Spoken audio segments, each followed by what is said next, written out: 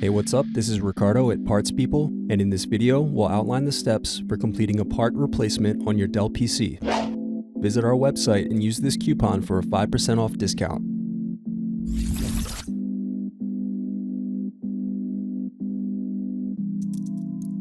Unscrew and remove bottom base.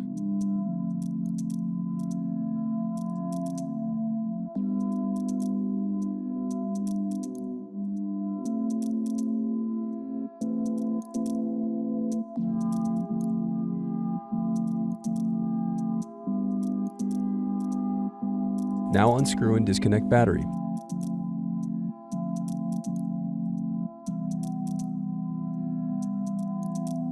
Next, unscrew and disconnect cooling fan.